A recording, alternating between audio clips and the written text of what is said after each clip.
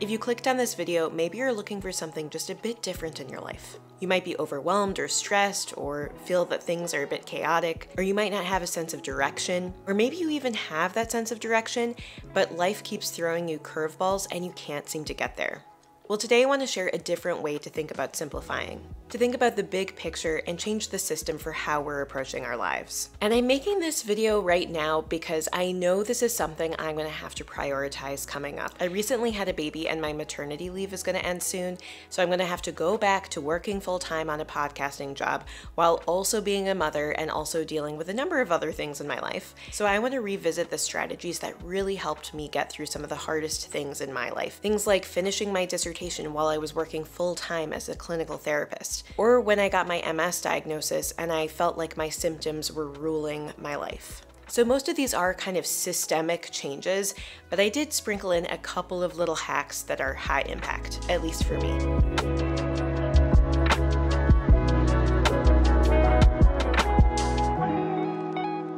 I also want to add that my favorite strategy for simplifying life that really is a game changer is at the very end of this video. So stick around if you want to see that, because if you make this shift in your thinking or how you're approaching life, I swear it pays off hugely. At least it's been working that way for me. The first strategy I've used is to pick one thing for the day, what I call my big one. I think sometimes we can get overwhelmed and it's hard to get anything done when there are about a million things on my to-do list. And granted, often I have the capability of doing more than literally one thing the entire day. But sometimes I avoid the harder tasks or the more important tasks because maybe I'm intimidated by them, or I feel like there's so much else I could do instead that I just do all the little things and I don't get the thing done that will actually relieve the most stress for me. So the strategy I've used at these more stressful times is to just pick the one thing that if I got done, I'd feel the biggest sense of accomplishment, the biggest relief of stress or overwhelm, and I put that at the very top of my to-do list. In fact, I put it in bold, and I tell myself if I just get that one thing done, I can feel good about myself today, even if I don't get to everything on the to-do list.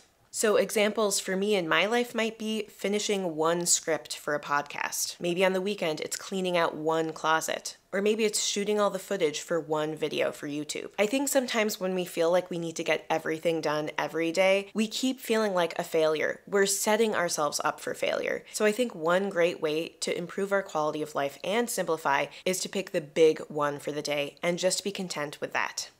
A second strategy I've used, and this one is a little bit more of a minor hack, but it's a high yield one, is to automate refills in my home. So for example, in some grocery delivery apps, you can keep certain items in the cart all the time. The things that you're always buying every week from the grocery store, maybe something like milk or cereal or a certain type of vegetable. By having things automatically added to your cart, you don't have to think about it as much, and grocery shopping is that much easier. You can also have certain subscriptions to items online, things like paper towels, or now for me, diapers. And when I say that, I mean the diapers for my baby, not literally for me. A third approach that is huge for me is to stop avoiding. Avoidance is the driver of anxiety, and it can make life a lot more complicated. How do we know that avoidance drives anxiety? Well, why does exposure therapy work? That's the type of therapy where you throw someone into the situation that they're afraid of and you do it over and over again. By gradually exposing somebody to their fears and having them experience it, they soon realize that either it isn't as bad as they thought it would be, or that they can handle the anxiety, and that overall reduces the anxiety about the anxiety. So this almost relates back to the first strategy, where if you just pick one thing for the day, it actually helps you avoid less because maybe you need to pick the one thing that you've been avoiding the most. It's kind of a prevention strategy. If you actually face head on your fears or the things that have been gnawing at you, your life naturally becomes way less complicated. A fourth strategy I've used is to meditate, and this one has a lot of psychological research supporting it, that regular meditation can help overall with your sense of well-being, your emotions and your emotion regulation, and even help potentially with things like sadness and depression. But so often it's hard to get going with it, and at least for me historically, it's like, where do I find the good meditations that I actually enjoy, where I can find a bunch of them so it's not literally the same one every day, and how can I get myself to keep to it regularly? Because to me, it's not even about how much time in the moment you do it, but how regularly you do it. So I think one piece of this can be to take on a 30-day challenge to just make it bite-sized, like just for the next 30 days, I'm going to meditate. And one way to make that challenge possible, in my opinion, is to use Aura. And the Aura app is actually the sponsor of today's video. So shout out to them for supporting the channel. But even more than that, Aura has really shifted my relationship with meditation. I was the type of person that tried to meditate regularly about 1,000,000 times, but I just couldn't get myself to do it because there was just too much friction in finding the right meditation or finding a meditation that I actually enjoyed. And so Aura really helped me by having all these different options in one place. On their app, they have literally hundreds of coaches, storytellers, and therapists so that you can find the one that you like listening to. The app has thousands of meditations, also stories, and so much more things like CBT, life coaching, and breath work that are really helpful. Like even when I'm driving or when I'm doing the dishes, I'll throw on a story or one of the life coaching ones that are really helpful. If meditation is something that you've always been kind of interested in but have had trouble really injecting into your life, I think Aura is an excellent option for you. So if you're interested, check out the link at the top of my description box. With it, you can get a free trial, absolutely free of charge, and then an exclusive 25% off after that free trial. It's just for the first 500 people who sign up using that link, so if you're interested, I would check it out now. Anyway, I think that meditation is one of the easiest ways to improve our quality of life in just like 2 to 5 minutes a day. Because when we have that sense of center, that sense of peace, the ability to cope with emotions and manage them as they come up, we can tackle the bumps in the road when life gets complicated, and ultimately it makes our life more simple. A fifth strategy to simplify life is to prioritize people and close relationships. This one might be biased toward my personal values, but I found that when I put more energy and effort into people that I care about over my career or over money or other kind of external things, I am so much happier. Like really take a second to think about, when are you the happiest? When are you having the most fun? Or when do you feel like the deepest sense of satisfaction? For me, it's when I'm with people I care about. I think it's so easy to get caught up in sort of the day-to-day routine or things that we supposedly need to get done for maybe even financial reasons that we forget to prioritize relationships and people. And so when I'm overwhelmed, I actually think sometimes, even though it seems counterintuitive to be more social, sometimes I need to step back and say, I need to inject some friend time or some family time into my week, even though I'm overwhelmed, because that is the thing that is going to, again, sort of center me, give me a sense of direction, give me a sense of joy. And that is what is going to simplify my life, actually, because I will feel more centered. A sixth thing I try to do to simplify my life is to delegate household chores that I hate. And to me, this is the best form of self-care. Let me just say, at least recently, I have not done things like get my nails done or get my hair done regularly. In fact, I get it done very infrequently. But what I will admit that I do is to hire house cleaners that come to my home every 2 to 3 weeks or so. And I also pay someone to cut our grass every couple of weeks. And here in Minnesota, to shovel the snow when there is a crazy storm. Outsourcing those types of things saves me time and energy, and so that I can put that time and energy into things that are more important to me.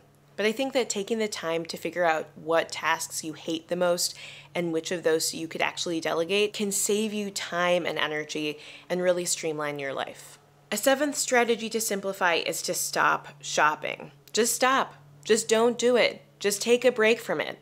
I swear that reducing how much you're spending and reducing how much crap is entering your home will greatly improve your quality of life and simplify everything. Because when you have less stuff, you're not having to deal with it quite so much. You're not having to constantly clean it up, put it away. And when you don't spend your money on momentary things, you are saving that money to put towards something else. So in a sense, it's a swing of the money twice that, because by not spending that money, you have that money left to put towards something else. The eighth strategy I use is to lean into leftovers. And I know this one is kind of obvious, like of course we should all eat leftovers more often, but this is something I'm really trying to do because I don't know, as a millennial, I got way too into ordering in and that just being so much easier for me than eating what's already in the fridge. And eating what's already in the fridge is one of the best ways to save money, have food that's ready right away when you need it. I have forgotten how good leftovers can still taste. They can be just as good as the first time. Sometimes they're even better. Like sometimes if I have a pasta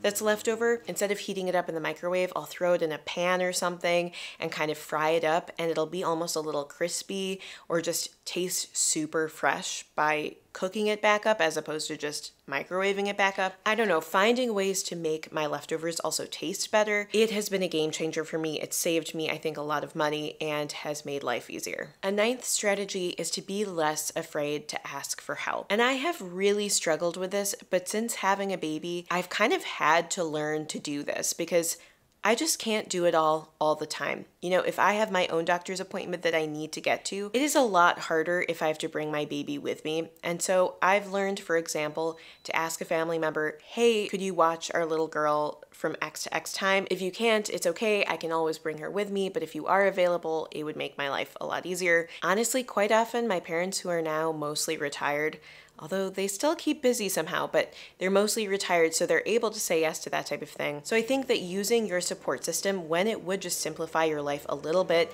getting over that feeling of guilt or shame for asking for help and just doing it, it is honestly the best. It's made my quality of life so much better during this hectic time. Okay, a 10th strategy I've used is to prioritize the long term over the short term in my decision making. Sometimes decision making itself is a huge stressor in my life. It's what keeps me from starting things. It's like, should I do this or should I do that? Should I approach this challenge this way or that way? And the debating back and forth in my head makes it more stressful and also makes the situation take longer to deal with. And so when I'm making a decision about how to approach a situation or how to deal with a challenge in my life, something I always ask myself is, what will be best for me or everyone involved in the long term? And I think that using this lens as a way to handle the challenges that we all face in life, it is honestly the biggest thing we can do to make things run more smoothly and therefore make life easier. And a simple example of this is I've gone on about 1 million ER visits since my MS diagnosis. And so often when I'd first experience symptoms, I would avoid going to the ER for a while. And then I'd be like, oh, the symptoms feels new. Like, is this something I need to deal with? And I'd just keep stressing out about it, but I wouldn't actually deal with it because going to the ER in the moment is not fun. So eventually I realized if I'm dealing with a really serious, scary new symptom, putting it off for half a day or a full day can sometimes just lead the whole situation to be more stressful. And if I deal with it sooner, I'm going to figure out how to move forward with it sooner. I think that sometimes when we forget to think about what's actually best for us in the long run, it can help motivate us to make the better decisions. And okay, I have one more strategy, and I feel like maybe initially in this video I said there were going to be 10. Maybe I didn't mention that, but I thought there were going to be 10, but I forgot there's actually an 11th one, and that is to decide to let go of self-judgment. And I know, easier said than done. You can't just forget self-judgment altogether, but I think that when I try to make that a priority, and when I pay attention to my thoughts and my self-judgments, and I just decide to reject those thoughts, I just decide to say, you know what? This thought is not helping me. I'm not going to say yes to it or agree with it. I'm just going to move on from it. I find that I'm able to focus so much more. I'm able to gain in confidence. I'm able to be more decisive. I'm able to be more proactive, like I'm actually dealing with the problem rather than just thinking about the problem. And I just feel better in the process. And isn't that ultimately what we want when we're trying to simplify our lives? And I'm not saying that we shouldn't consider how we can become better people or how we can improve ourselves. Like, I'm all for that. I mean, this whole video is about how to improve myself and how I can try to be better about approaching life and simplifying my life. But what I'm talking about is getting rid of those negative self-judgments. And one big example of that, I think, is getting rid of negative self-judgments about our appearances or our bodies. I think that's such a common one for like everyone on this planet. And honestly, I think we could all just put less energy into worrying about what we look like. And believe me, I've had to do that as I've had this baby. I have like no time in general to deal with my appearance. And to be honest, when I shoot my videos, I probably look my very best because maybe I do put a little effort into that when I'm going to shoot a video that's going to be on the internet forever. But in general, I just haven't had the time to put as much effort into my appearance. And so on a day-to-day basis, I'm often, not wearing makeup. I haven't really done my hair. Maybe I haven't even had the time to shower the way I'd like to. But I just don't want to put energy into getting down on myself about my appearance. Like, I just don't need that energy in my life. It makes life so much more complicated. I've just decided when I have negative thoughts about my appearance, I just need to go out and distract myself. I need to do something for myself. I need to focus on what my priorities are and feel good about what I am doing well. I just want to focus on my family, on my daughter, on my husband, on doing a good job at work. Take life by the horns and decide I don't need to have negative self-judgments that are hurting me. Anyway, if you enjoyed this video, please give it the thumbs up button. It's a great way to support the channel and to get the video out to more people. And also, if you want to see more videos like this one on simple living, on building an empowering mindset, on minimalism, then click the subscribe button below. It's also a really good way to support the channel. Thank you for spending this little bit of time with me, and I hope you have a wonderful rest of your day. Bye.